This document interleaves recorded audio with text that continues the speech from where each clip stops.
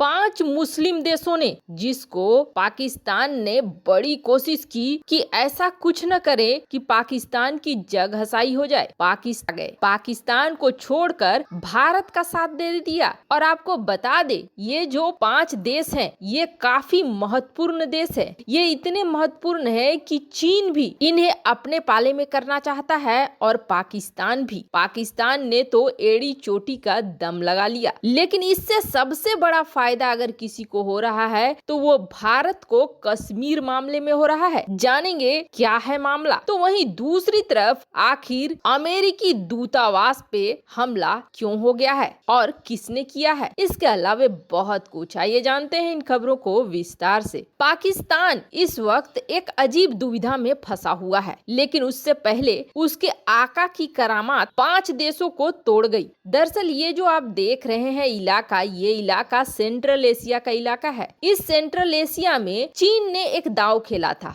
और वो दांव खेला था 5+1 के नाम पर, यानी सेंट्रल एशिया के 5 देश और चीन इनका एक गठबंधन बना। लेकिन चीन अगर कोई गठबंधन बनाता है तो वो सिर्फ अपने फायदे के लिए बनाता है। चीन ने इन्हें सपने दिखाए कि हम आपको BRI प्रोजेक्ट से जोड़ देंगे और BRI प्रोजेक्ट से जोड़ने के बाद आपको फायदा ही फायदा होगा। बस वही कर्ज का जाल चला और कर्ज देता गया पाकिस्तान। अब स्थिति ये हो गई है कि ये जो आप देश देख रहे हैं, इन देशों के पास ठीक ठाक कर्जा हो गया है चीन का। अब जैसे जैसे कर्जा बढ़ता जा रहा है, वैसे वैसे ये देश ये भी देख रहे हैं कि दुनिया के बाकी देशों के साथ चीन क्या कर रहा है, दुनिया के देशों को कैसे कब्जाने की कोशिश कर रहा है। अब ये देखते हुए इनके अंदर एक डर सा बैठने लगा। अब इन देशों ने पाकिस्तान को ये कहा कि आप हमें रास्ता दे दो, हम भारत के साथ व्यापार करेंगे, हम भारत के साथ ट्रेड करेंगे और ज्यादा हम चीन के कर्ज जाल में नहीं फंसेंगे। पर पाकिस्तान ने मना कर दिया। अब जैसे आप देखेंगे तुर्कमेनिस्तान, इसके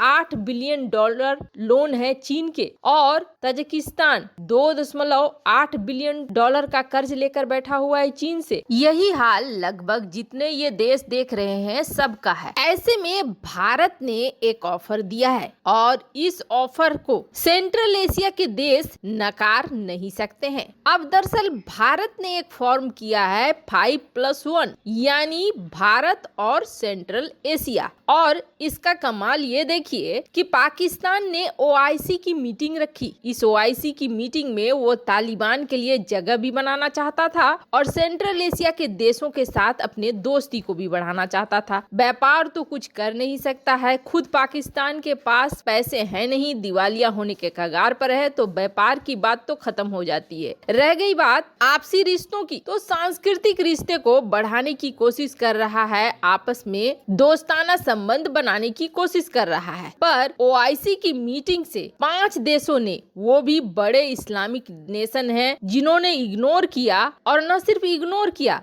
बल्कि भारत की मीटिंग को अटेंड कर लिया। इससे आप समझ सकते हैं सेंट्रल एशिया में पाकिस्तान को कितना बड़ा झटका लगा है। और उससे भी बड़ा झटका लगा है OIC प्लेटफॉर्म को। OIC प्लेटफॉर्म जिसके सहारे पाकिस्तान आए दिन कभी न कभी कश्मीर के बारे में बयानबाजी करवा देता है। लेकिन अब स्थिति ये हो गई है कि OIC के देश को भी और इस संगठन को भी लोग धीरे धीरे इग्नोर करने लगे हैं, क्योंकि होता यही है कि इस संगठन में किसी भी मुद्दे के लिए बात उठती है और पाकिस्तान कश्मीर मुद्दा अलापना शुरू कर देता है। इस OIC का कुछ रह ही नहीं गया है। यही वजह है कि ये संगठन धीरे धीरे अपने होने का कोई फायदा किसी भी देश को नहीं दे रही है। वैसे आपको बता दें, OIC में भारत ने शुरुआती दिनों में घुसने की कोशिश की थी, लेकिन भारत की एंट्री को ब्लॉक कर दिया था पाकिस्तान ने। अब हालात ये हो रहे हैं कि खुद OIC से धीरे धीरे देश टूट रहे हैं और टूटकर भारत को महत्व दे रहे हैं। अब भारत इन 5 देशों को क्या ऑफर दे रहा है, तो आपको बता दें, 5 देशों को भारत ईरान के चाबहार के जरिए व्यापार करने का ऑफर दे रहा है। लेकिन यहाँ पर एक छोटी सी प्रॉब्लम है, और वो छोटी सी प्रॉब्लम ये है कि अमेरिका और ईरान के बीच अभी तक संधि नहीं हो पाई है। और अमेरिका और ईरान के बीच जो ये संधि नहीं हुई है, इसकी वजह से कभी भी ईरान के ऊपर प्रतिबंध लग सकते हैं। अब ऐसे आपको बता दें, अब तक अमेरिका ने जो भी प्रतिबंध लगाया है उसका असर चाबहार पोर्ट पर या चाबहार से होने वाले व्यापार पर भारत के लिए नहीं पड़ा है।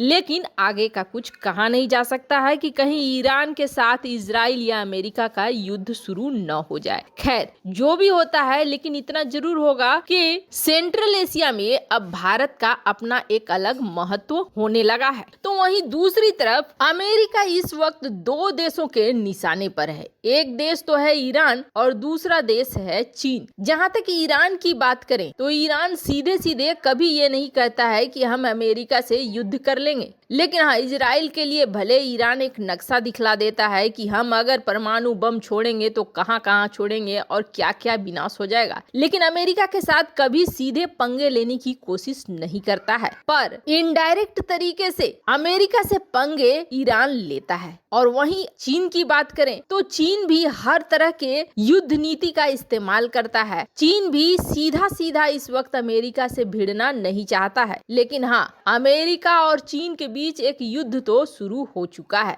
और ये कई इलाकों में हो रहा है। जैसे कि हमने सोलेमन द्वीप में देखा। सोलेमन द्वीप में जो हिंसा भड़क रही है, दरअसल यहाँ चीन और अमेरिका हैं जो हाइब्रिड वार कर रहे हैं, आपस में लड़ रहे हैं, दोनों तरफ से पैसे उड़ेल रहे हैं और यहाँ पर युद्ध करवा रहे हैं। वही हाल कुछ इराक का भी है। इराक में काफी सालों से अमेरिका अपनी मिलिट्री को भेज चुका है। अब इराक हो गया, सीरिया हो गया, ये ऐसे इलाके हो गए हैं जिन्हें प्लेग्राउंड बना लिया है इन कुछ देशों ने, और ये इस खेल के मैदान में अपने अपने रॉकेट दागते हैं, अपने अपने हथियारों का परीक्षण करते हैं। लेकिन अमेरिका यहाँ से अभी तक निकल नहीं पाया है और अमेरिका के खास इलाकों को हमेशा कोशिश किया जाता है निशाने पर लेने के लिए। जैसे कि जुलाई के महीने में अमेरिकी दूतावास पर 3 रॉकेट दागे गए थे। और सिर्फ इतना ही नहीं कि इराक में भी ये चीज हो रहा है, सीरिया में भी अमेरिकी ठिकानों को लगातार टारगेट किया जा रहा है। ये हमले आतंकी और मिलिशियाई ठिकानों पर जो अमेरिका